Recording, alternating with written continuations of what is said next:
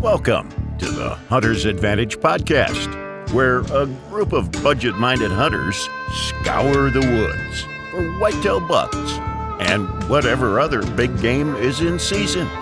Tune in each week to hear the hilarious public and private land hunting stories and mistake-filled lessons learned. We believe that every hunt brings us closer to God and that we exist to share the good news.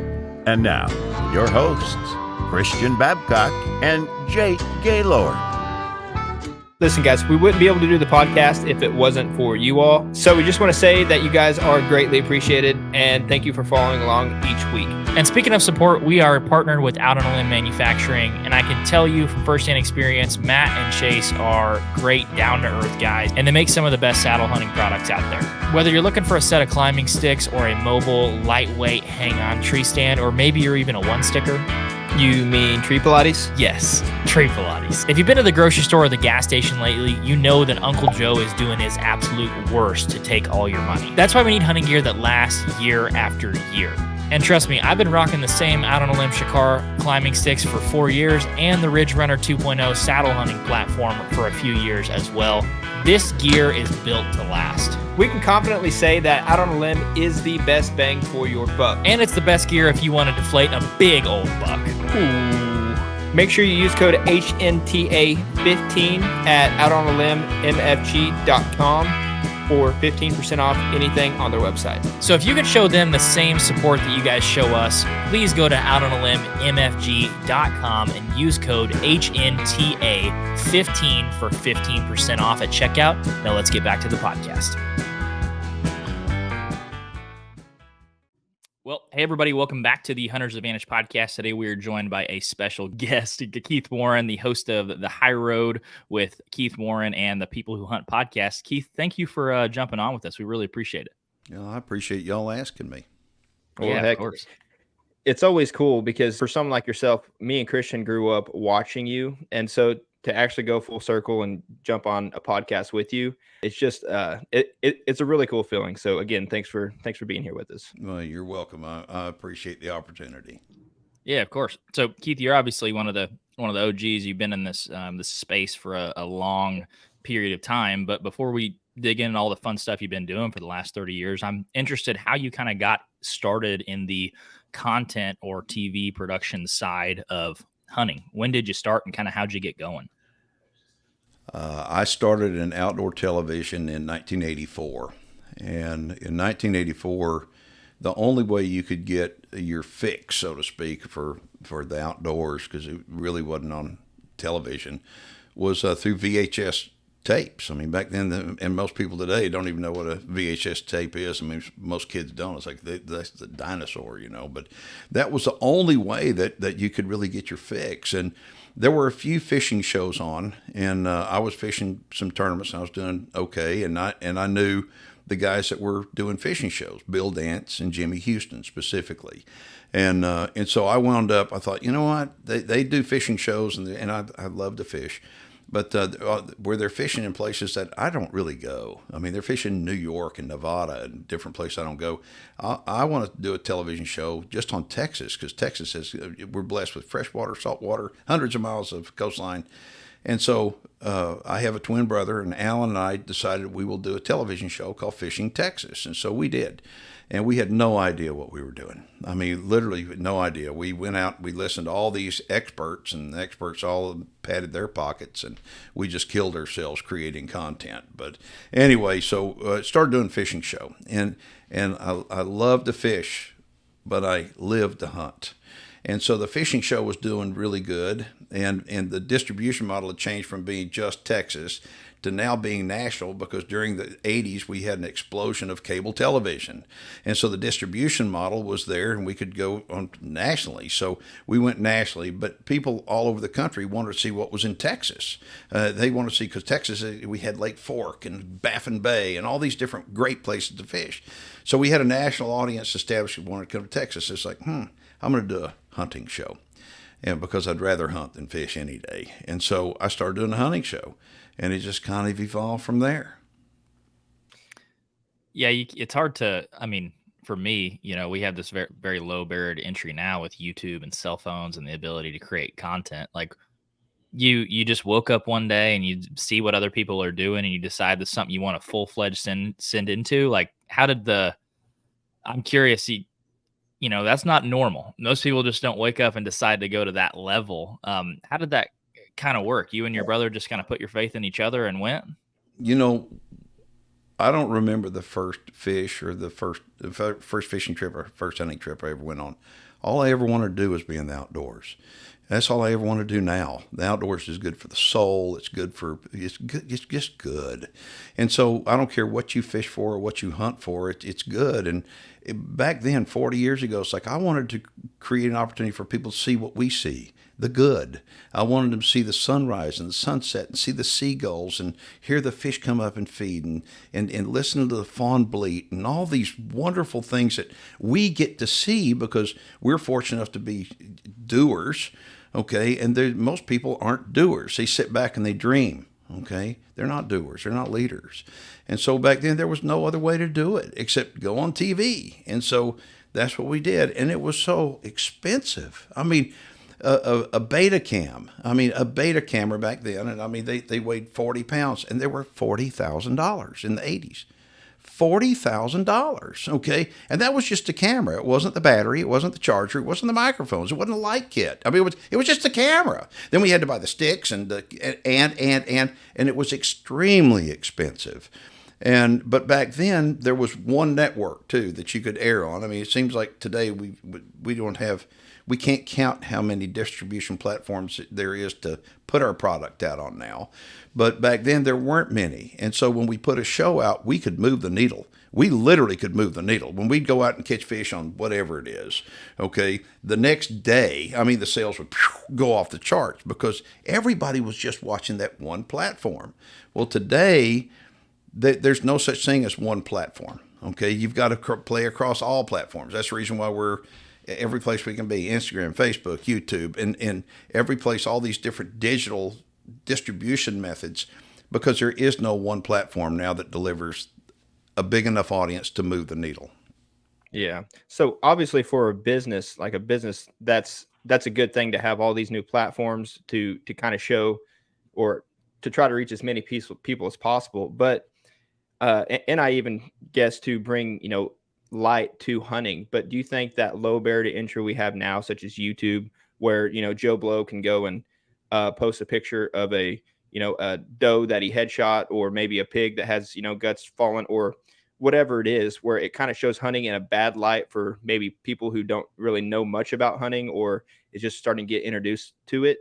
Do you think that versus, I guess, the high quality production that it takes to get on, like the actual TV shows, I assume you have all these vetting processes you have to go through to make that film worth anything to air to the general public. So do you think in a way somewhat that low barrier brings a bad light to hunting sometimes? I could argue it both ways. And and the older I get, the more I want to pause and I want to look at both sides of everything, not just my side. Okay, I want to look at the other side. And I think that first off, social media is something that we all play on. Some of us do it because we want to, and some of us do it because we have to. I do it because I have to, okay? I think social media should be called unsocial because I want to have a relationship with people. I really do. And I guess it starts with the social media, but I want to be able to shake somebody's hand and look at them in the eye and say, I care about you. I care about what you say. I care about what you feel. I care about what you dream about. And I want you to understand where I'm coming from, too. I want to be real. Okay, I want to be the same person on camera that I am off camera because that's all I know how to be. And I think that this social media has given everybody a mask that they can put on. Oh, look at me. It's like, hey, take your mask off and put it on the side. I want to see who the hell you are. I want to see your character. Okay, God put us in our packages and with our skin color and all that. We can't change that, but we can change our character. Okay, and what's inside of us. And social media has allowed people to be somebody that they're not. Okay, and I look at it and I think, okay, we all make choices, and when we post a picture or a video, we have to be very careful. On TV, We have a QC, quality control department, that looks at it and says, that may be found offensive to some people. We don't want to do that. But now all of a sudden with YouTube and Facebook videos and TikTok, TikTok, if it has anything to do with a gun or bullet, they cut you anyway. So much for free speech, and don't get me started there. But what happens is these people wind up putting these videos out. And now all of a sudden we went from being polished, okay, from our videos were very polished. I mean, we had clean audio, and we always had a tripod, to where the interviews are nicely framed and lit. We did everything to be polished. And today on social media, it's so rough. And guess what? People like it rough. And I think that's the younger people like it rough. And I think, we have a responsibility also to portray what we do in a ethical way that would want to get more people to get involved and not repulse people that see it. We need to treat the animals with respect, and the whole process of hunting with respect. And I think that respect is a word that needs to be defined. Is sitting on an animal respectful? I don't know. I can argue it both ways. So I think that we all make choices, and we make these posts on social media. We need to be careful about both sides, the good and the bad. What are you trying to be on social media for? Seriously. I think you need to ask yourself that. Are you there to for money? Okay. Are you there to benefit, profit from this? Because most of the people are. And I think money is not a very good motivator. It's a good motivator, but I don't think it's the right motivator. Or are you on social media that you care about your viewer, that you care about your audience, and you want to provide them with good quality content? We're the latter. We want to provide our people with the right content that they want to watch, okay, that they can relate to it. I'm not the best shot, but I'm pretty damn good, okay? I'm not the best deer hunter, but I'm pretty damn good, okay? And I can teach a lot of people how to be better, okay? But I'm not the best, and I've failed a lot. But social media allows people to, they pick up their $1,000 iPhone and bam, they got a YouTube channel, and bam, they act stupid with, I tell my guys, I say, guys, you want to be a hit on social media? Forget it. And boy, I'm going to tell you exactly what I tell them, because I'm very transparent. I said, we don't have big enough boobs to get somebody's attention. No, I'm not kidding. Think about that. It's like we had a business consultant come in and talk to us about all this new world we live in, and about how do we get people in the outdoors? What are we doing wrong? What are we doing right? Do you know how long that you've got on social media as they're flipping through to get their attention? Literally, do you know how long? Half a second. Yeah, maybe. 0.08 seconds. 0.08 seconds. And guess what? We don't have enough cleavage to stop them in 0.08 seconds. And and I know that sounds just crude, but it's true. So what we have to do is we have to develop an audience that those people, we're giving them content that they want to see, they want to come back to, because we're controlled on this social media by these algorithms that say, I don't think that we want to send this out to people. We don't like that. And I think, my God, what happened to free speech? We want to be able to reach anybody who loves the outdoors. That's what we want social media for. Well, it's tough too, because these social media platforms are inherently against you. They don't really like your way of life for the most part, which to me, as someone who creates content, gives me even more of a reason to steward hunting in a good way, because making it digestible. I think one of the things that I admire the most in the hunting content space is what Meat Eater's been able to do, of the connection of food to game, right? And that's building a bridge. So I just think it just requires us to think about what we're posting and how we're posting it, and just steward hunting in a good light if you're going to have an audience. We wound up, you look at your demographics on their podcast, okay, on YouTube videos, it's really easy to go into the analytics, and it's like going down a rabbit hole, trying to figure out, what are we doing right and wrong, and when are people clicking off of our videos, and how do we, what do we need to do? These analytics tell us a lot. But I think that the biggest thing that I learned from it is listening to people. Okay, when people are on a keyboard, they can say whatever the heck they want to say, and they're so everybody's an expert, and people can be so ugly. Okay, and it's negative kind of shines above positive. For whatever reason, and I think that's sad. But when we wind up, we listen to what people say. I mean, somebody will walk up to me in the store, and say, man, I love your show. Really, I love what you're doing. Where do you watch? Because we are on so many different platforms, it's important for me to know.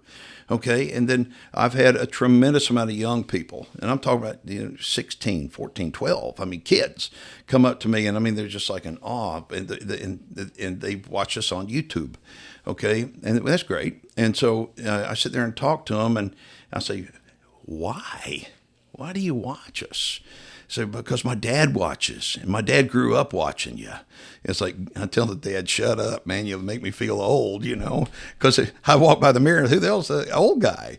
But the thing is, we're getting multi-generations of people, but they're finding out about us from people that have already known that we were around, okay? And so what we've got to do is, as sportsmen, we need to share the good news. If you're listening to this podcast, or you're consuming content that you think is good content, share it with other people.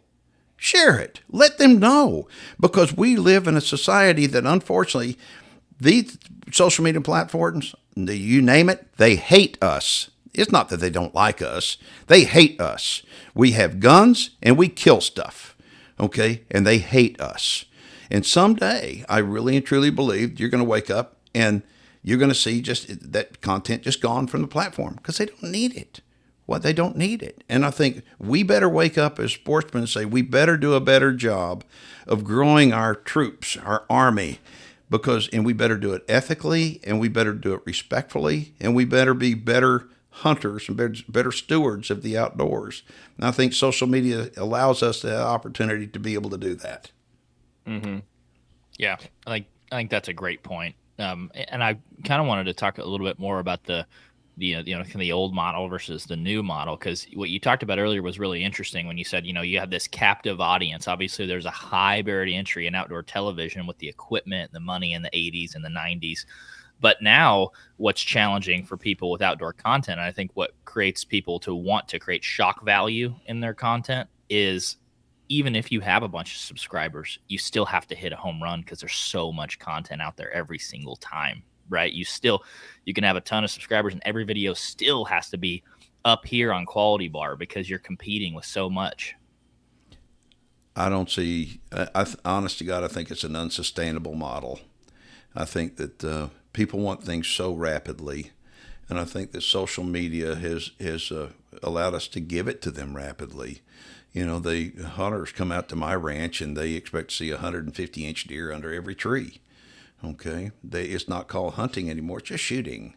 And those of us that love the hunt, that love seeing the squirrels run around and look for an acorn, or hearing the bird fly in, or whatever it is that turns us on out there, that stimulates us. It's hard to be able to show those and let people see that in a video. And that's what people love about the outdoors. They love it. I mean, we have a love affair with nature, is what I tell people. This love affair with nature was kindled by our first little arrowhead that we picked up. You'll never forget the first arrowhead you picked up, ever. Okay, it's kindled by seeing a caterpillar crawl across the ground. They're building this fire, this love affair that we have with nature, and it's hard to do on social media. It's because of that 0.08 seconds. How do you get them? Those people, they need to be exposed to nature. The sun doesn't come up instantly. Okay, the moon doesn't rise above the horizon instantly. I mean, things take a while to unfold in nature. And social media, unfortunately, we have to deliver it right now. And so I think that people are getting a false sense of what hunting is all about. If they're going to go crawl up in a stand, here comes something, boom, they smoke it. All right, we're done. There's so much more to it than that. So how do you feel that us as content creators and hunters just how do you feel we battle that with the way social media is now? And obviously, to kind of stay relatable with the average person, land's super expensive. Gas prices are still up there. So how do we get people to kind of lean more towards that and get to know kind of nature, as you were talking about? Our love affair with nature started when we were children. Think about that. Climbing a tree, riding your bike, feeling the sun, getting a sunburn, and your mom saying, get inside, it's too hot. Or go outside, I'll call you when it's time for lunch. Our love affair with nature started young for most of us. There are people that start older in life with this love affair, and those people I ask, why did you start? What was it? There's this void. And so I think we need to do a better job with children, explaining to children why that this love affair is even out there, that they could even have a relationship with the outdoors that could be life-changing for them. And I don't know how to do that. Social media would be a wonderful way. But when we have kids whose attention span is so short that they will not watch, it's impossible. It's just impossible. We can keep exposing, and that's the reason why I think we all need to be mentors. If we all know we all know more than somebody else. Some of us know a lot more. Some of us know just a little bit more, but we know more than somebody else. And so what I think we ought to do is share that knowledge with people that want to listen. Because you can't force it. I mean, the outdoors isn't for everybody. We have to realize that. We need to put I think our expectations with comparing ourselves to all these other content producers out there, our expectations is we want to get all these people. Sorry, that ain't going to happen. Okay? Because those people don't give a damn about what's happening with the whitetail population in Wisconsin. They don't care what's going on with ducks up in Canada right now. They don't care. Okay? And they never will. But the people that care. Okay? And so we're talking about just in the grand scheme of things, very few people. And we have to be realistic and say that's what it is. All these other producers and content producers, they get millions of subscribers and millions of views with the shock video. That's unsustainable for our industry. You can't come up with that kind of stuff. I mean, these viral videos, we made a video years ago and didn't make it. It just happened. I mean, these viral videos just happen. It's not you can't make it happen. Okay. I borrowed a 50 BMG, tried to kill a doe, and I missed her and I killed it. Okay. I mean, I missed the deer and I killed it. It's like, huh? But it was with a 50 BMG. It sucked the eyes out of it. And it was like, I didn't believe it. I mean, I was like, huh? We just got to put this on YouTube. And I don't know how many millions of views it has. And there are people go, oh, that's bull crap. It didn't happen. I swear to God it happened. Okay. I have no reason to lie about that. Okay. But we just threw it up there and it's like, whoa, well, you can't recreate those things. Okay. So it's unsustainable to have a goal. If your expectations are, man, I'm going to create videos like this, good luck.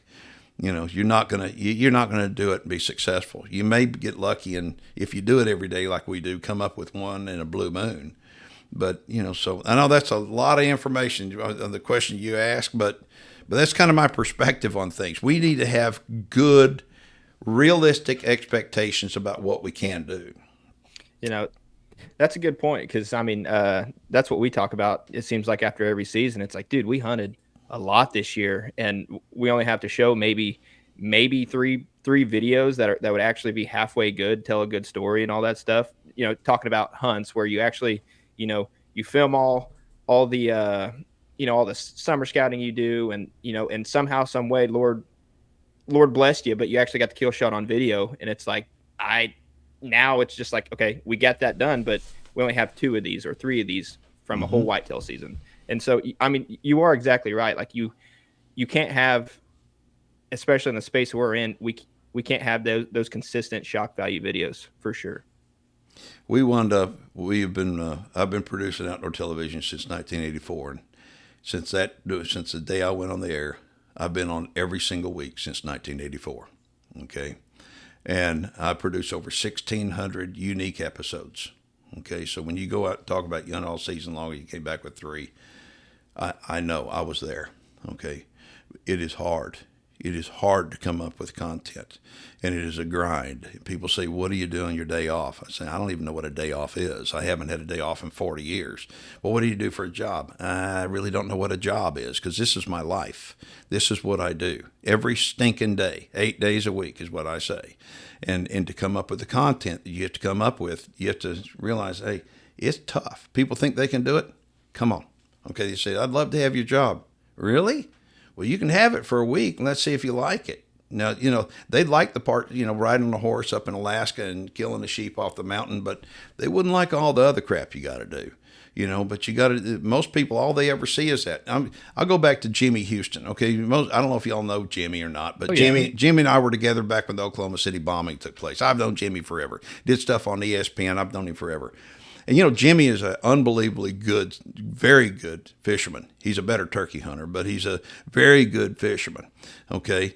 And people were asking, well, how come he's not winning any tournaments years ago? Why isn't he winning any tournaments anymore? Okay, why are these guys that get these television fishing shows, Hank Parker, why are they not winning tournaments anymore? Because he's busy doing TV. And TV involves not just going fishing or going hunting and getting, but it's towards moving product for sponsors, because it's all about sponsors. Okay, if you've got a truck sponsor, a boat sponsor, or a gun sponsor, those people, they have lots of options to sponsor people as well. And they want to sponsor people that are moving the needle. Okay. And so they're too busy trying to help move the needle rather than what really got them into it. Does that make sense? Oh, no, it does. It does. So does any of that, taking care of your sponsors and all that, does any of that ever take away the joy of like hunting for you? I've gone on 2 hunting trips I guess 2 hunting trips since the 80s that I did not have a camera with me. 2. Okay. When you have a camera with you, the camera has saved lots of animals' lives. I'll put it that way. And the reason why is because for us, I pay respect to that animal by having a good quality kill shot. Okay, and a good quality recovery and telling a good story. And if I can't have those things, I won't kill an animal, because I want to show the respect for the animal. I want the person that's watching that to see that there's respect there. It's just not taking another life. That animal hits a deck and the work just begins in lots of cases on that. And so, I don't know, I just think that we have a responsibility, and as we're producing all this content, we want to help people. We can entertain, we have to be entertaining, but we can be educating as well. And then I think by being real, who you are on and off camera, I think you can share your feelings and your thoughts and your aspirations and all that kind of stuff in your videos as well. And hopefully you'll gain enough of an audience to tell somebody, hey, that guy's a pretty good dude. That guy that feels like we do, and I think you ought to watch what he's doing. So it's hard to grow an audience in today's world. Oh, yeah. No, it absolutely is. We've noticed, you see people that when you start to create content, it may not have been this way for you, but for us, it was like, it's hard to be completely authentic because you've seen people for decades do this really, really well. And they, some of them play character, some of them don't. And it took us 3 or 4 or 5 years to get comfortable enough in the camera where it's like, oh, I'm not saying exactly what I think someone wants to see. I'm just being myself. Was there ever a feeling out process for you, or did you feel pretty natural on camera from when you started? I really felt pretty natural when I started, but there was a guy at the San Antonio Boat Show. God, it was amazing. This guy, I think all of us, when we get on camera at the very beginning, there's this apprehension. It's almost like doing karaoke. I don't know if they've ever done karaoke. Sadly, I have. It's like, but the deal about it is, you'll sing in the shower, you'll sing in your truck, but will you do karaoke? Okay. So this guy at San Antonio Boat Show, he came and I was sitting there watching him, and he was one guy. Okay. And he was what he called a one-man band. And he carried the camera in over his shoulder as a great big sucker, because back then they were big. He sets it up, puts it on, and he says, I'm coming to you from the San Antonio Boat Show. Here's the catfish pond behind us. We got this and this and this. And he was phenomenal. And I'm just amazed at him. And it was like a little 45-second deal that they were going to put on the news that night. And I left the booth. I went over there and said, excuse me, how you do that? He goes, what do you mean? I said, how do you do that? He said, what are you talking about? I said, how are you so loose? How are you so comfortable? And he says, simple, I play make-believe. He says, play like that camera's a 5-year-old child. Are you intimidated by a 5-year-old child? I said, what are you talking about? He says, no, do you know what you're talking about when on your topic, whatever it is? Oh, yeah, I know what I'm talking about. Then talk like you're talking to a 5-year-old child. He said, you can go back and change it and edit it and all that if you don't like what you said. But go back and at that point, it was like, relax. We all stumble through life and try to keep from bumping as many things as we can. But the thing is, we're learning all the time too, and you become more and more comfortable the more you do it. And so at some point now, turn the camera on and just let's go. Because I am who I am. There's something about getting older that, I think outdoors is a fountain of youth for me, but there's something about getting older. You decide at some point, you realize who you are, who you really are. When you're growing up, you don't know what you want to be. You don't really know who you are. You think you know who you are. Okay, then all of a sudden you get to this point in life that you really don't know who you are. Then all of a sudden you start figuring it out, and all of a sudden when you figure out who you are, that's who you are. And then you're pretty comfortable with who you are because that's who you are. And I know that sounds like this wisdom stuff, but it's true. It's true. And so I'm who I am, and I can't change it. Yeah. That's definitely the more. Christian and I talk about this too quite a bit, and it's just like when playing a character, there's some people who or I guess in the outdoor space that seems like they put on a front. It could be fake where you talk to them off camera and they're like, get away from me. Or there's people like Michael Waddell, who is actually a really great personality, and you meet him in person, and he's seems like the same person that you've seen on the channel. And I think that's kind of one of the ways to kind of feed that shock value is just to be yourself and be authentic, because you can only regurgitate so much stuff about deer or hunting or animals, because it's basically all the same, but just a different day. Obviously the hunt's different, they go different, but that authenticity. Yeah, exactly. People want authenticity. Okay, I think they do. We want it when we go in the wild. We go out in the woods. We want something authentic. Okay, and that's the cool thing about what we do. Our stuff is really reality TV. Think about it. It's ultimate reality. We're not making it up. Okay, we're living this. Okay, where a lot of quote reality TV is made a bunch of bull crap. It's scripted. There's characters. There's plots. It's like what we do, and our plot is whatever we make it. Okay, are we going to go hunting a tree stand, or are we going to have a skunk come by, or a big buck? Or maybe nothing. We got to tell our stories. Yeah, usually nothing. And so we've got to tell this story. But when you say usually nothing, it's like, well, some kid's going to go, well, why the hell should I want to get involved when there's usually nothing? There's so much more to it than that. And it's hard. We have to go, wait a minute. Look at the big picture. Look at the big picture. And that's the reason why, we call our show The High Road. And the reason why is because, I believe that taking the high road in life is something we all need to do. I need to do it every day. And it's sometimes it's hard to do. It's harder to do sometimes than others. But it's always the right thing to do, taking the high road. And when we've got hunting, and when you get into hunting, it's like it's a circle. You get started and you start out in this circle, and you just want to go, and then you kill one, and then golly, I want to kill another one. Then I want to kill a bunch. I want to kill a big one. I want to kill a really big one, and then you go all this full circle to where pretty soon you come back and you just want to go. And if you stay in it long enough, that's where you're going to go. Okay, all the way back full circle. And I want to help people get on that journey, going around that circle of hunting to where they just want to go, and they want to take somebody else with them. I like that. Yeah, because it really is just a hamster wheel. It's a dog chasing its own tail. And you said there's so much more to hunting. It's like, yeah, what I've always loved about hunting is we get out and we enjoy creation. But the only reason we get to enjoy that creation is to acknowledge a creator. Someone put all this here, right? Someone for our enjoyment. And it's like that's one of the things I worry about for the younger generation. And me and Jake are kind of in that in-between stage when we had cell phones, but we didn't have them when we were 5. So I got mine in high school. Yeah. Yeah. What are you chasing? When you put a destination, what are you running to? Because it's kind of like, we heard this from the ranch fair the other day. This hunting journey is like a scroll that keeps rolling away from you the more you chase it, right? The more you chase a big buck or something that doesn't really matter, the more it runs away from you.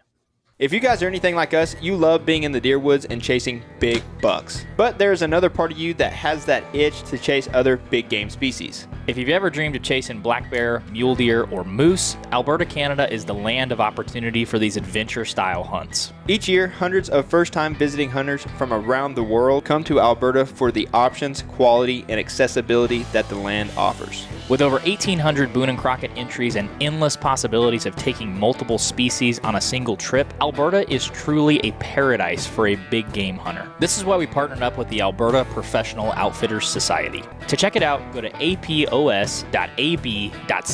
and click Find an Outfitter. From there, you can browse all the different big game species and hunting styles that fit with what you want out of the hunt. Or you can send a free hunt inquiry through the Follow the Lead tool, and the outfitters who have what you are looking for will reach out to you directly. So make sure to check out apos.ab.ca to learn all about hunting in Alberta and get connected to the right outfitter for you.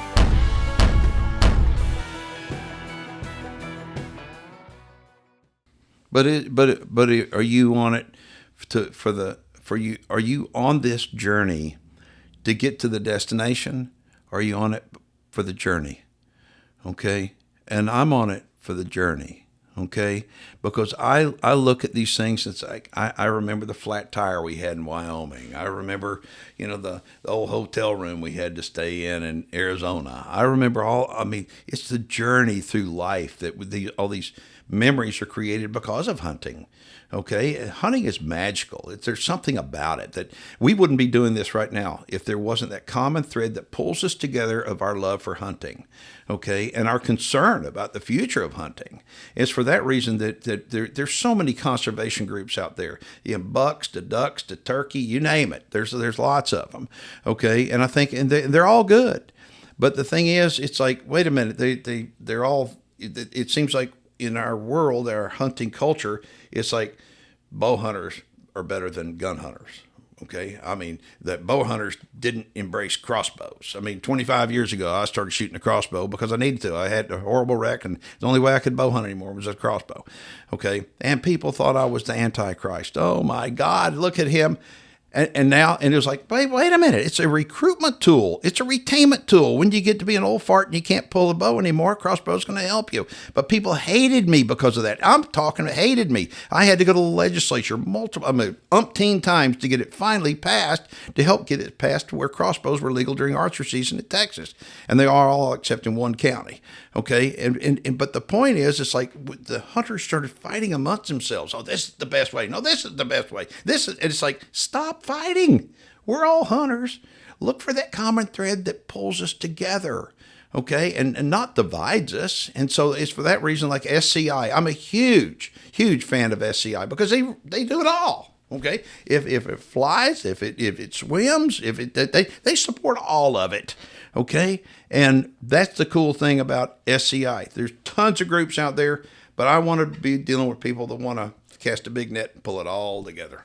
Mm-hmm. Yeah, no, I mean, the United States or basically wherever you go, I mean, as people who love wildlife, we have it pretty darn good here. Like, you can travel to any states. Yeah, there's point creep. There's places that are going to draw only, but still yet we have it pretty darn good here if you like chasing any type of animals. And I feel like if you have it too good, I mean, it's just common practice of human nature. Just like you have to create division between somewhere. And it's kind of like people commenting on YouTube videos or whatever. There's going to be people that love it and there's going to be people that hate it. But the thing is exactly what you said. The people who hate it seem to bring more light to that situation than the people who actually like it. I'm going to tell you a little quick story. I had a girl that was in marketing years ago, and I took her on a hunting trip, and she was talking to me about people getting online and saying all this negative stuff, and that from a marketing perspective they look at that. And I said, well, I think it's smart to look at it. And she said, yeah, but they're actually using that to help make their decisions as far as what they want to do. And I went, what? And so the thing is, she said, well, if you get too much negative press, and negative comments, these sponsors, they may cut you. I said, I think that's the stupidest thing in the world. And it's like, what? And I said, because these people, the vocal people, are the people that are negative. not the people that love what you do.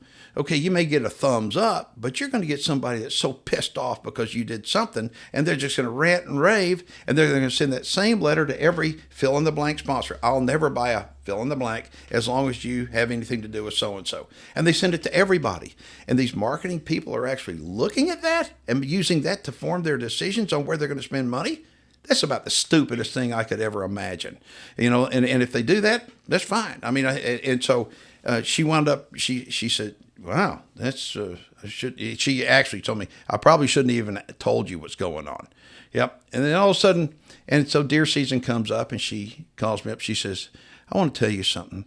She says, now I see what you're talking about. She says, my 12-year-old nephew just shot his first buck. And it was like this, okay? And a cute little kid. I mean, she says, I posted it on our Facebook page, just for the company's Facebook page, and said, here's 12-year-old so-and-so with the first buck and whatever.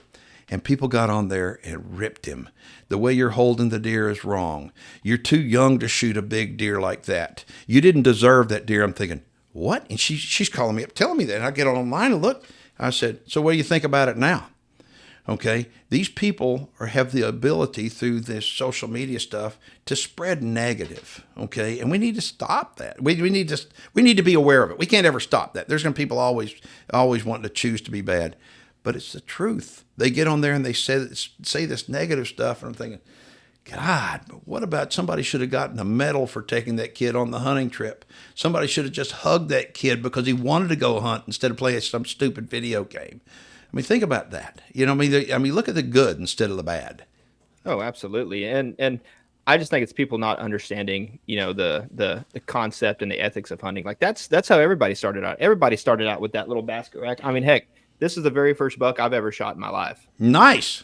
I still have it sitting on my desk, like it's one of my most proud moments. Yep. It's like that's literally what it's about. Like, yeah, I've shot some big deer, Lord willing, but it's just one of those things. It's like, that's just the circle of hunting. That's how it starts. Yeah. And at some point you're going to get to where, you know what, I mean, I know people say, well, I don't care if I kill one or not. If you truly mean that, then that means you've been there and done that. Okay. But it does, because most people don't truly mean that when they say that. It's like they'll go on a hunt. I really don't care if I kill one or not. Really? You just spent $15,000 to come on this mountain, and you telling me you're going to be happy if you don't kill one? So anyway, it's kind of interesting when you get in this business and you start talking to people, and you meet as many people as I have around the world. It's like, oh, it's kind of funny listening to folks. It's like, you can't eat those horns. It's like, okay, but if there was a 10-pointer out there and a 6-pointer out there, what would you shoot? Well, I'd shoot the 6-pointer because I can't eat the horns. Yeah, right. You'd shoot the 10-pointer. Yeah. Liars. We call them liars. Right. I call them liars too. But again, you're going to offend somebody if you say that. It's like, I say the word stupid a lot. Okay. Well, that offends a lot of people. But guess what? There's a lot of stupid people out there. There just are. And well, you know what? We can all learn. I mean, we can. Some of us know more than others. But guess what? We can learn from somebody else. So I look at it. Life is we get to make choices, and hopefully we don't make as many mistakes as somebody else. But hopefully we learn from mistakes. And we will make a mistake. A mistake is good if you learn from it. If you make a mistake and you don't learn from it, that's not good. So the best thing is learn from somebody else's mistake. And I think as an outdoorsman, I want to help people learn from my mistakes. Okay, don't do this. This didn't work. Or, I've tried that, but this does work.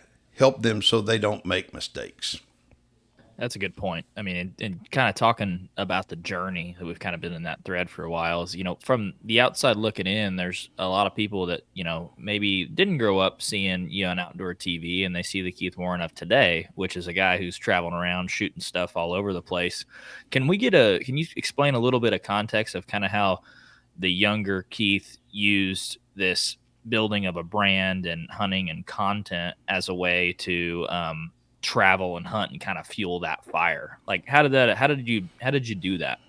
I wound up, I was in the construction business, the home building business before I got in the television business. And I love building things, whether it's a TV show or it's a barn or a house, whatever. I loved building homes back then, but the building business went to crap because of the interest rates and blah, blah, blah, stuff that I couldn't control. I could control the product I was building, but I couldn't control the market.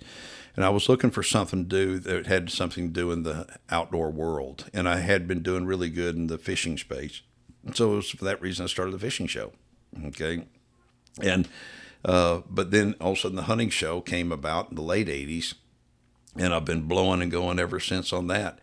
But if you would have told me years ago that I'd have been able to do what I do for a living as a career, I'd have said you're out of your mind, because I didn't do that. I started this in hopes I could make a living, yes, but I started this in order to help protect the future of the outdoors, and I'm still doing it for the same reason.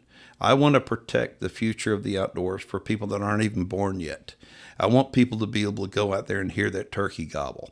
So we have to protect our land. We have to protect private property owner rights. I mean, one reason why Texas is so blessed with unbelievable resources when it comes to hunting is because of private property owner rights.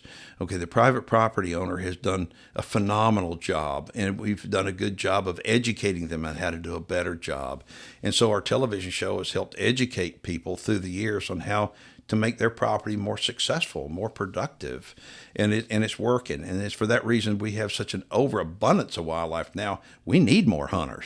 We really do. I mean, when you've got these ranches that have got 40, 50, and 60 doe tags that need to get them shot, that's hard to do. It just is, because we've done such a good job. But the younger Keith Warren would have never thought in a million years that it was going to evolve into what it is today.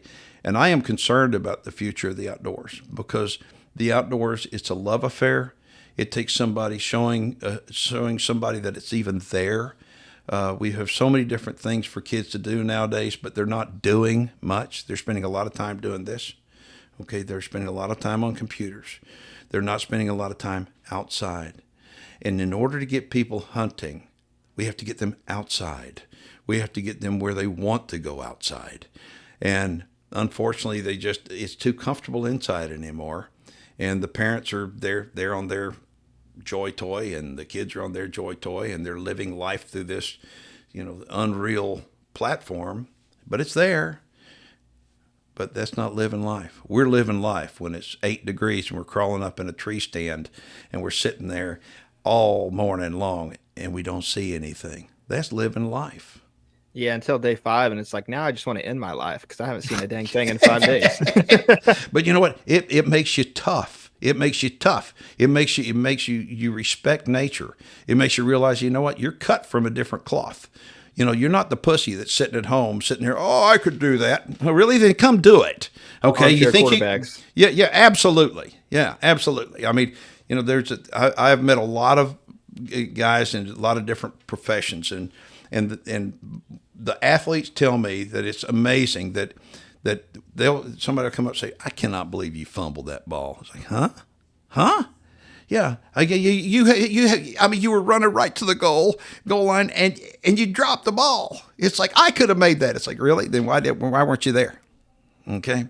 I mean, we make it look so easy. When a professional makes it look easy, George Strait can get up there and sing, and it's like, God dang, man, that guy's good. Okay, we're not. Okay, but a lot of people think that they are, and so let's see it. I mean, I have people get on my YouTube channel. Oh, I've done this. And I had a guy today. Okay, he said something about I had a post on record rack deer feed. I said, I've been feeding record rack for 20 years, and look, I've grown some pretty decent deer. And a guy got on there. He says, my deer have gone backwards because of record rack. And I said, well, that could be, but it's probably due to a reason. You have drought, and could you change your feeders, predators, blah blah blah blah. He says, no, I've come up with a concoction that my deer just blow up. And my response to him was, congratulations. You should be a millionaire soon, because this concoction, you should be able to sell it to all these manufacturers. That shut him up. It shut him up. It's like, everybody's an expert. At the Hunter's Advantage, we live by the KISS slogan. You were not supposed to tell them that. No, I meant we like to keep it simple, stupid. All jokes aside, Exodus is the definition of keeping it simple. Let's say you aren't really sure what arrow setup you should run. The Exodus Arrow Builder will help you build the right arrows for your exact setup. Or if you don't have time to change those trail cam batteries in the dog days of summer, Exodus has a great selection of cell cameras and regular trail cameras. And if you pair them with one of their solar panels, you'll be set for a long while. I've shot over a dozen deer and a big old black bear in Saskatchewan with these arrows, and I trust them to fly right and get the job done. And they have something for everyone with the Exodus NIS micro diameter arrows or the Exodus MMTs. So if you want to save money on Exodus arrows, cell cameras, or anything else they got on their website, make sure to check out ExodusOutdoorGear.com and use code HA10 for 10% off. Once again, that's ExodusOutdoorGear.com, and make sure to use code HA10 for 10% off at checkout. Now let's get back to the podcast. Yeah, well, on the same vein of kind of enjoying life and not being on their little what'd you call them, joy toys of a phone? Yep. Yeah. What are some of your more favorite or memorable hunts that you've had? And this could be anywhere around the globe. I love hunting. I just love to hunt. Okay, I love really like Alaska is my favorite place. Okay, the reason why is because pussies don't go to Alaska. Okay, you better be tough to go to Alaska. Okay, everything about Alaska is beautiful, and everything about Alaska is difficult. I mean, the travel is difficult, the survival is difficult, the walking is difficult, hunting is difficult. Nothing is easy in Alaska except being miserable, okay? And so the weather will kick your ass. I'm talking about it will be like, it'll be, I mean, literally, it's unbelievable. And so I love going to places that challenge me both physically but especially mentally. Okay, because if you're not committed to doing this, to sitting in that tree stand or walking up that mountain or whatever, you won't do it. You won't be successful. You have to be committed. Yeah, you can be the greatest athlete in the world, but if you're not committed mentally to realize that you're going to have your butt handed to you more often than not, and you're going to still get up and go do it, you're committed. Okay, and it's going to Alaska is just to me like the ultimate. Because when you go on a trip up there, when you go kill a mountain goat, okay, mountain goat lives past sheep, all right? And you go up there and you do that, and you put him on your back, and you carry him off the mountain, and you eat him, there's something to be said that, you know what, I just did something that most men couldn't do and wouldn't do, all right? And so those are the kind of trips that I really like to go on. The problem is those trips are few and far between. They're once-in-a-lifetime trips that I want to go on all the time. When I first started, it's like I want to go on once-in-a-lifetime trip. Then all of a sudden, it's like I want to go on one of those once-in-a-lifetime trips every year. Then I want to go on one every week, you know. But the truth is we got to do videos for the average guy, okay? Because the average guy can't go up on that mountain. But for me, I like that mountain. I like the challenge that mountain brings in my life. And when I bring something back off that mountain, it makes me realize that I've done something that most people couldn't do. Oh, just hearing you explain that, you know, coming off the mountain with one of those goats, it's like, if I ever do that, I need to bring some like reinforced underwear because it would feel like my balls would just be dragging the ground. I would feel like the You would not believe it. It's like it'll be the most miserable you've ever been in your life having a good time. Okay, it just is. Let me tell you something. It will separate the men from the boys. I had a kid that I took with me to Alaska years ago on my first sheep hunt. Great big guy, played football. Great big guy, and I told him, I said, look, a year in advance, I said you better get in shape. And he looked at me and laughed. Look at you. I'm just telling you, you better get in shape.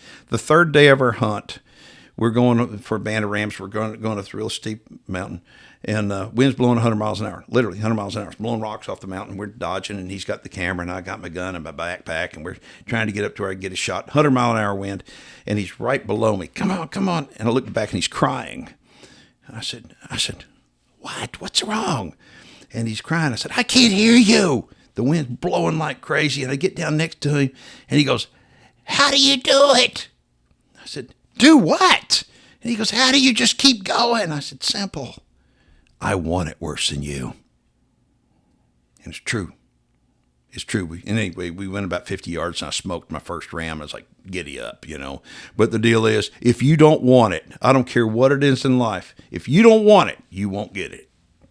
Yeah, that's a good point. It seems like something I've watched recently that's been really entertaining that maybe you've been into it for a while, is spear hunting. I watched you spear some hogs and some alligator. What's the what's the calling to hit something with a spear?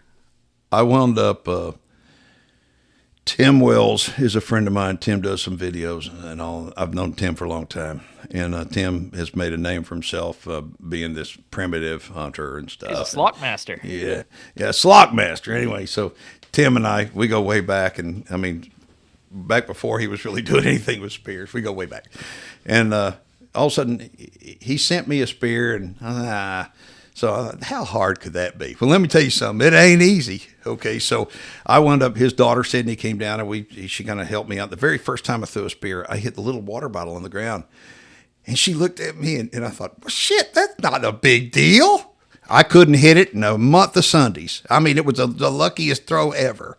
But I practiced and I practiced and I practiced and finally got to the point I started the very first hog. You know, when you shoot a bow, how that sound of the arrow going through it, just like, oh, there's nothing like it. Well, there's nothing like it when you drop a 2.5 pound spear inside one.